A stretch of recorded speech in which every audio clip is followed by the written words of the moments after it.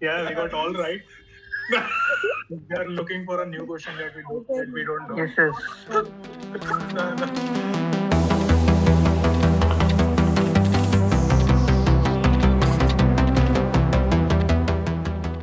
Hello, everybody, and welcome back to the Berryvengers podcast. This is episode 5 of an 8-part series. Make sure to check out our previous episodes. We've already had podcasts on game design, game art, marketing, and now we're moving on to another aspect of game development, which is like literally the development part. So we'll be talking about our tech team, about how their journey has been building multiplayer free-to-play games. And so yeah, we'll move on to our guests, both of whom have been working at Gameberry Labs for a very long time now and are amazing developers to work with and have at the company. So first up, we have Ariman Singh, who is a software developer at Gameberry Labs. So Ariman, a little bit about you. Yeah, hi Saurabh. Yeah, my name is Ariman. I've been working here in Gameberry Labs for the past 2 years. I've been working here as a software developer. And yeah, that's pretty much it. Okay. And our other guest is Badrinath Bontu, who is also a software developer. So, yeah, Badri, a little bit about you. Yeah, thanks for inviting us to the show, Saurabh. So myself, Badrinath. I'm currently a software developer in the Ludo Star team. And I have been part of Gameberry Labs since almost 2 years. And it was a great experience for me.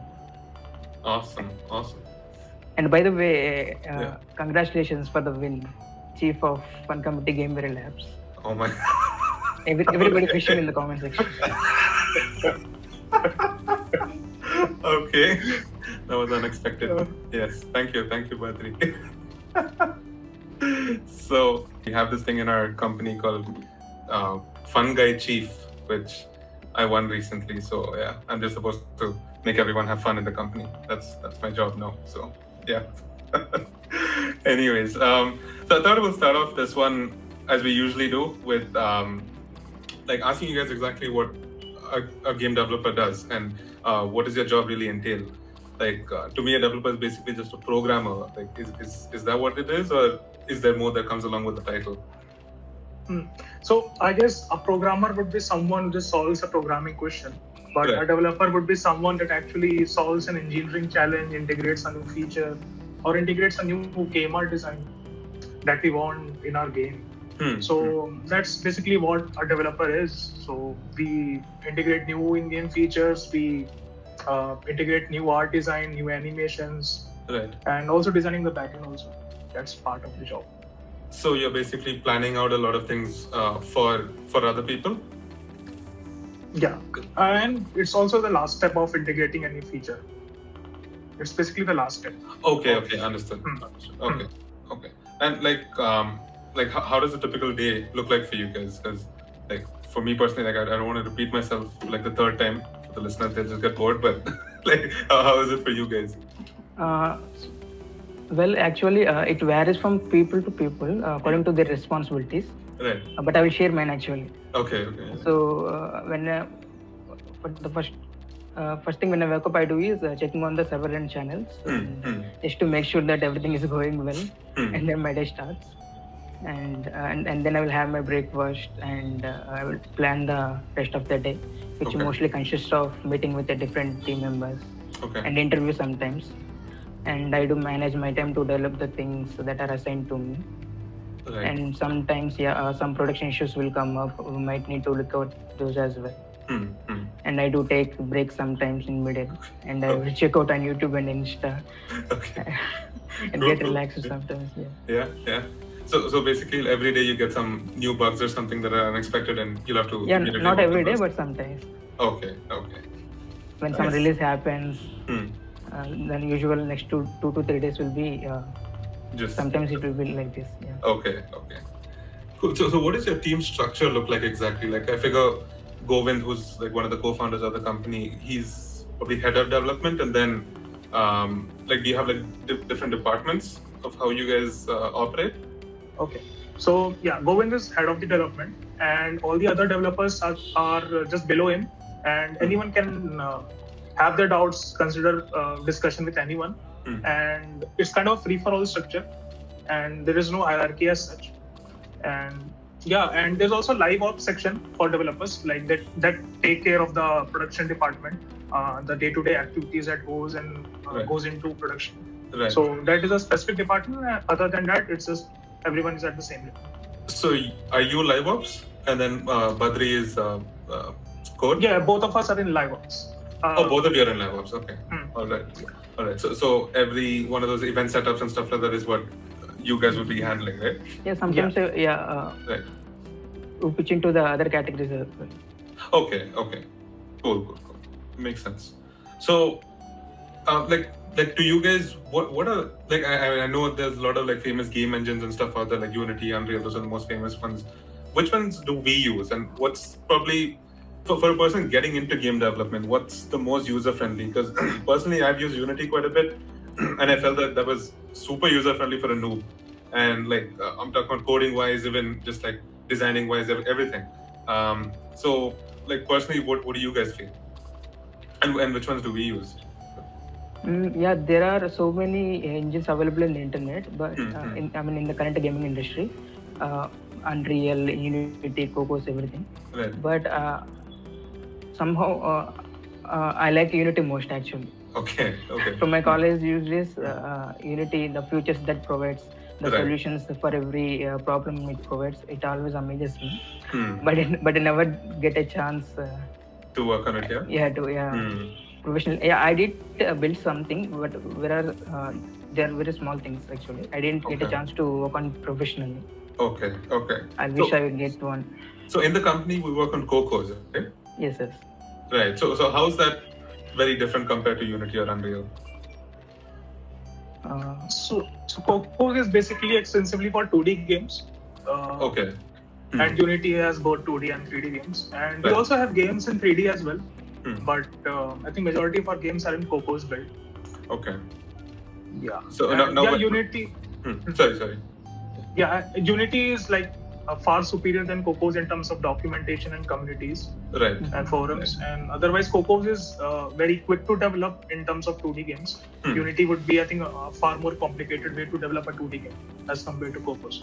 Okay, so for someone new coming in, even if it's a 2D or a 3D, would you still recommend Unity or would you recommend Cocos instead? If the person... Sorry. If the person has not decided if he wants to develop a 2D or 3D game, then it's better to go for a 3D supporting game engine like Unity or Unreal. Okay. Just like cover all your spaces. Yeah. Okay. Makes sense. Yeah. So Unity, when I've used it, it's very nice. And I've only used Unreal Editor. I haven't used Unreal Engine. Editor is only for like designers where you can just play stuff and everything's already like pre-coded stuff. Like you can just drop in a character and stuff. It's good for designing, but not good enough for coding. Yeah. And also one more thing I wanted to know about you, like from you guys, was like in one of my colleges as a final project, we had to make an entire game, and so we eventually ended up making this multiplayer battle arena kind of game, AR game. And it was because one of our developers was actually so interested in making a multiplayer game, and he also wanted to work in AR because like that was the up and coming thing. So we decided, okay, but then all of our teachers were like don't do it because it's going to take a very long time. We only had 4 months to work on it, and eventually the devs actually came through and we made it. It was a local multiplayer game, but still like it worked. The AR also worked perfectly, and so I was just thinking, like, for making a multiplayer game of this size, like, what are some of the challenges that can come up when coding for a social multiplayer game of this scale? And like maybe you guys can mention also like one of the most challenging things that you face at the company that like basically made you want to like pull your hair out. Basically, building a multiplayer game is fun. Anyone can build it, but the challenge that comes is when you actually use it. So if you look at the real-time situations, there will be a lot more players playing the multiplayer game. Right. So you should match with everyone's expectations to get the better experience. Let's say I will say it is a best multiplayer game only if there are many parameters actually. One of them is better matchmaking system. Okay. Like we should be very careful with that actually. Otherwise, users might not get the better experience. Right. Like for example, if we don't match the people who are in the same level up. If I match one guy who is less leveled, if I match with a high leveled guy, both of them might not get the same experience. Right. Also, there can be other cases also like some country people doesn't want to play with some other country people. Right. So there may be many conditions, even in terms of scaling also. Matchmaking plays important role here actually. So all these things will come up from the user feedback only. Based on that only, we should write upon the best matchmaking system. I believe one multiplayer game should have this much better matchmaking system. So all of these would also require a load of servers, right? Because yes.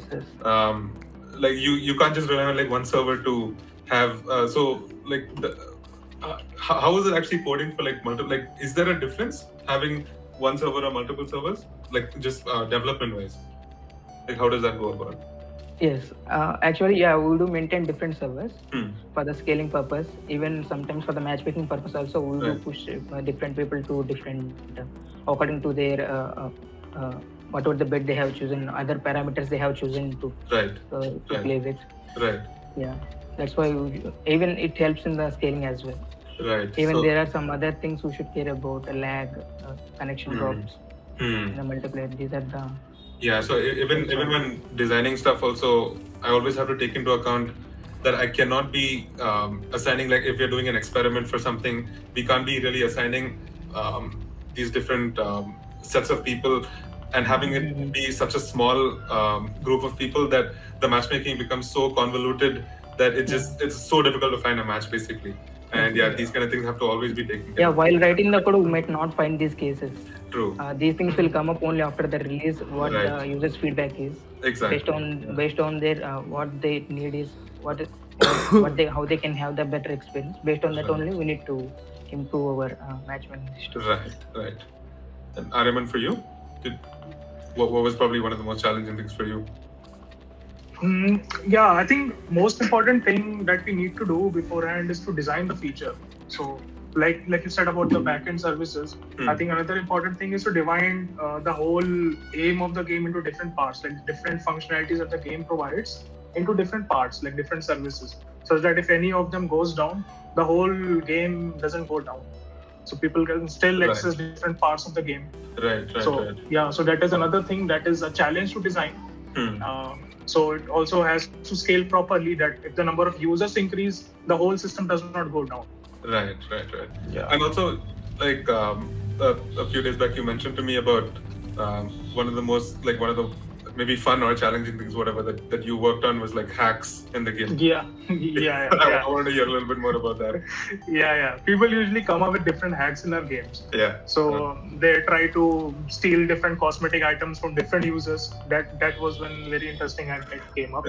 So they also try to create some different custom boards. Like supporting Ukraine. Such kind of interesting boards they make. And so it's kind of a tug of war game between developers and the hackers. They try to get rid of the hacks, they try to introduce new hacks. Right. So it's a nice entertaining battle that we have. That's true. I mean, even I've used my fair share of hacks in some games, but probably the most famous one is in GTA, but they just give you all the cheat codes immediately. It's just fun. It's fun to play with cheats. So the next thing that I wanted to talk to you guys about was developers in India specifically, where I don't see game development as one of the most in-demand things actually during this period, because India just is. We have too many developers basically, and everyone is like majority of the population I feel is like forced into this, and I mean it's just so convoluted that it's crazy. So do you feel that developers in India don't really want to venture into the gaming field and basically just happy to stick to IT for the most part? Is there something that you could tell up-and-coming developers who may feel a little hesitant as to why actually taking this field isn't all that bad or isn't all that different from IT? So it's the reality actually. Since no one has explored the gaming industry, even in India right now, there are much game developers. Right. No one knows what is the lending opportunity that they are going to get in this industry. See, whoever it is, they don't want to take a risk actually. Even if they go into the college, they just get whatever they got into the placement. Even some people I see actually personally, even they're passionate about the games. Right. They didn't take risk of choosing gaming industry. Right. Just because they don't know how it behaves. So what I feel is people don't get forcefully pushed into the gaming industry. Like people get pushed into the IT industry. Like they don't know what to do and they just end up following engineering and then going to development. But I think gaming industry is still limited to the people who are passionate to game development. Yeah. So that is something. But I think the number of gaming industries are increasing in India right now. The number of gaming startups, the gaming companies, and I think we have also started generating PC games now in India.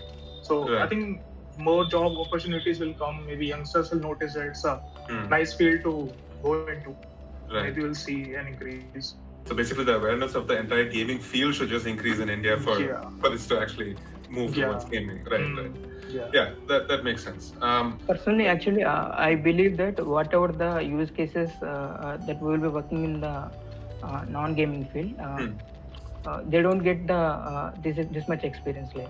So whatever the use cases and experience that we are working here, they don't know. They might not solve those kind of issues actually. Okay. So there will be less of all these learning opportunities there. Right. Yeah. Okay. So I mean, are there some like have you guys worked on your own game or like developed your own game engine that you could probably bring up a small experience from that might click in some new budding developer's mind that might kind of help them?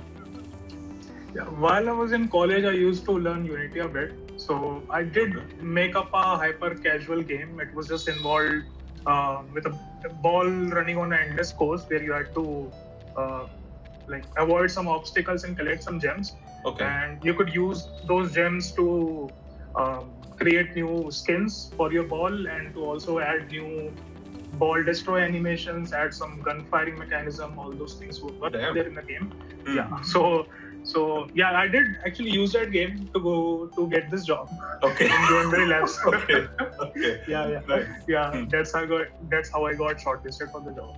Okay. Like, do you specifically need a game on your portfolio for a developer, No. or you just need good coding skills? Yeah, you just need good coding skills. That's all you need. Okay. Fair enough. Yeah. Awesome. I want to try out that game. Do you still have it? Yeah, I do have the ATK. But it's a very bad looking game. You should not play it. Art doesn't matter as much when it's a small prototype, so it's cool. It's a bunch of Unity free assets, so it doesn't look good. Okay. All right. So we're pretty much nearing the end of the podcast. So we have to do our customary quiz. So for this time's quiz, we'll be talking about games in general. Like basically the questions are on games in general. And also I do this thing now. I ask my guests beforehand, like kind of what they're most comfortable with, so that we don't have people just getting like ones or zeros in the quiz. So that's a little more competitive. So I'm sorry, Udit, Tabrez, and Rohit. I did not ask you guys before because we changed the format a little later. So yeah, here we go. Cool. So your first question. What are the paintings in Minecraft modeled after? So your options are creator's house plan, like the Minecraft creator's house plan, 2, a map of New York, 3, Counter-Strike maps, or 4, my house. What is the Can first you one? repeat the question once? Okay. What are the paintings in Minecraft modeled after? Okay. So you can craft paintings in Minecraft and it just comes out as one object. So what is that really modeled after? So option 1 is the creator of Minecraft, his house plan. Or is it 2, the map of New York, 3, Counter-Strike maps, or 4, my house? I couldn't think of another option, so I just use my house. I'm guessing it must be 1 or 2. Either it is New York map or The first one is house map. The creator's house shouldn't map. be The creator's related house to map, Counter-Strike. I think it should be second. There's no point of. I don't see it being first. What do you think, Badri? I believe it's 2. Yeah. Okay, let's go with 2. Map of New York. 2. Yikes! Wrong. it's actually Counter-Strike maps. I don't know. Even I was shocked reading this. Like, I didn't know that they could take a different game and just put it. I mean, maybe they've not made it seem like it really is, but yeah, it's Counter-Strike map. All right. So, second question: what popular video game character inspired the name of a human gene? All right. So, number 1, we have Sonic the Hedgehog. 2, Pikachu. 3, Tomb Raider. Or 4, Geralt of Rivia, who's from the Witcher series. Okay, human gene. Human gene. Yeah. So it's like a short form. I'll give you a clue. So it's like a short form of a human gene that exists. So it's basically the name is taken from one of these guys, one of the 4 options. So it's Sonic the Hedgehog, Pikachu, Tomb Raider, or Geralt of Rivia. What do you think, Badri? I have no idea about this. Let's choose the 4th option, The Witcher. Yeah, I was also thinking the same. It should not be Sonic or Pikachu, since it's a human gene, but I'm not sure. It could be. Okay, let's go with 4th. 4. Yeah? Geralt of Rivia? It's wrong again. it's actually Sonic the Hedgehog. Whichever one. So I think for the next question, just go for what you guys think is not the correct answer. Yeah. That'll end up being correct. Yeah. Let's take time for the next question, Arman. Yeah. So, like on this, I actually have a little bit more. So it's apparently there's a gene called SHH, which makes sure that our limbs grow where they're supposed to. So Sonic the Hedgehog. So SHH. So yeah.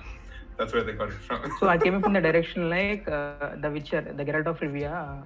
We do have some powers, right? Even the genie has some powers.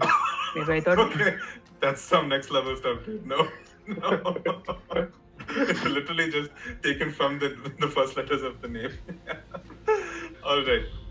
Third question: what popular streaming service launched in June 2011, which allows content streamers to stream video games while chatting with viewers? Number 1, YouTube Gaming. 2, Twitch. 3, Mixer. 4, Beam. In which year? 2011. Yeah. Twitch must be founded around that time only, but I'm not sure. YouTube Gaming is new. YouTube itself was launched in 2009 or 8. Sorry, was it in 5? I'm not sure. I think it's Twitch. YouTube Gaming, and what are the other options? Mixer. Mixer is a Microsoft streaming service which actually is discontinued now. And 4 is Beam. What do you think? Which? It could be Mixer, but I think Mixer was sold to Microsoft around 15 or 16, somewhere around that time. So it could be founded in 11, but I'm not sure. Let's go with Twitch, maybe. Twitch should be founded around that time. Going with Twitch? Yeah? Final answer? Yeah. Cool. The first correct answer. Yeah, correct. That's correct. Nice job. Yeah, YouTube Gaming is probably the newest one. And Mixer, I'm not sure. I think it's like 2017, 20. Yeah, I mean, you're kind of right with the years that you mentioned. Beam, I have no idea what that is. I just looked up, like I needed a 4th option, so I just looked up other popular streaming services and I just got one. So, all right. Now, question number 4. What is the highest grossing movie based on a video game? So, I know number this. 1. You know this? Okay. No, wait. Okay, let's reveal that. Okay. How about this? You tell me what you think it is. No. And then just for fun. Let's take the chance. Maybe I didn't heard the question correctly. What is the highest grossing movie based on a video game? I'll give you 2 points if you can get this without options. Spider-Man? No. That is more popular, but not the highest. No, you did it the other way around. So this is basically a video game is released and they made a movie on it. Okay. Spider-Man was they made the comic book and then the movie and then the game. Is it a movie or a series? It's a movie. Yeah. Okay, so I'll just give you the options. So, first one, Detective Pikachu. Second, Dragon Ball Evolution. Third, Mortal Kombat. Or 4, Prince of Persia, Sands of Time. Detective. So basically, you have to guess the highest revenue game, right? Correct. Highest revenue movie. Which one of these 4 movies did the best? And all of these are based on video games. Yeah. I'm sure Pikachu did not do good. That was, but going by the trend, it should be that only. Let's go with Pikachu only. What do they do? We should make it right this time at any cost. I thought it was a crap movie, but I don't know. Maybe it did good. So you think Dragon Ball Evolution did better than Pikachu? Detective? Have you seen Dragon Ball Evolution? No. Okay. It just came out recently, right? Not really. I don't know the year. Let me actually look it up. Dragon Ball Evolution. Oh my God, it's 2009. Okay, it's that old. Okay. Do not look it up because if you see the reviews, you'll know the answer. Yeah. The second one. So, Detective Pikachu, Dragon Ball Evolution, Mortal Kombat, Prince of Persia, Sands of Time. Mortal Kombat. No, I don't think it would be that. Highest grossing, right? Okay.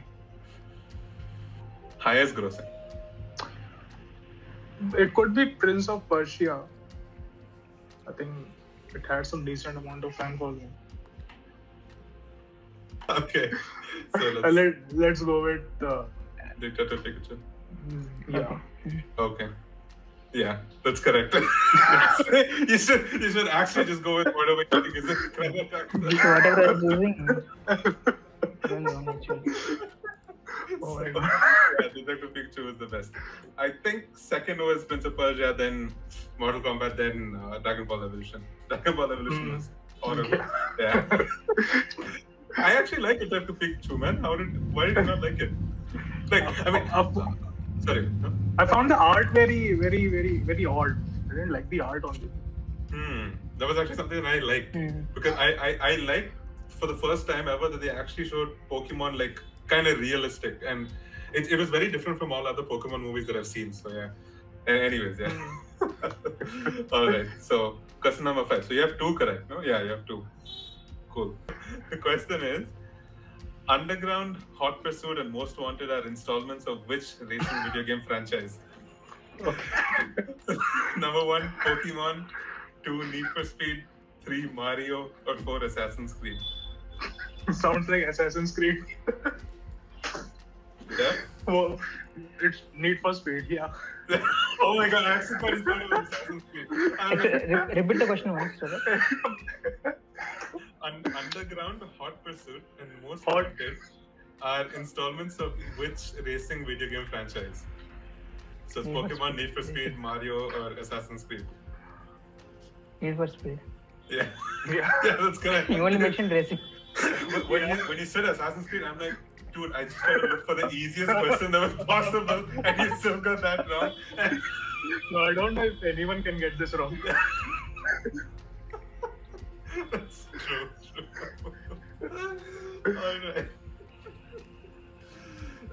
Alright. So yeah, I just want to know. Alright, I mean, we're done with the quiz. So I usually always end the podcast with like if our guests can say some encouraging words or like some sort of like advice or tips for like up and coming developers or whoever it be. So yeah, either to our company, to the gaming field in general, anything. So just a few words from you guys. Yeah, I would like to invite more and more people to come into the gaming industry right now. It's increasing by many folds right now. I think the revenue is also increasing. That is why it's attracting so many people. I would like to invite more and more people into the gaming industry. So India as a whole can grow in terms of the number of games we produce, the quality of games we produce. It's evolving nowadays. So if they might have this mass consumption, they might need prior knowledge of the game development. It's not the case actually. Even if they don't have any experience at all, it would be usual only to get habituated to it. Right. Not only here, any gaming industry. Yes. And our company is always looking out for more game developers. So don't look at the game experience. Yeah, exactly. So that's the podcast pretty much done. So thank you guys. Thank you, Arvind. Thank you, Badri, for your awesome insights onto game development. And thank you everyone for listening as well. So until next time. Thank you, Saurabh. Wait, you don't say this one. Do like, share, subscribe, hit the bell icon. No, we don't do that stuff. Should we? Okay. Badri, you said like we're gonna leave this in. We're gonna leave this in. Badri, say it. Go. Yeah. Okay. You're gonna end the podcast this time. If you like our Berryvengers show, please like, share, and subscribe, and hit the bell icon. Awesome. We'll leave it there, guys. See ya.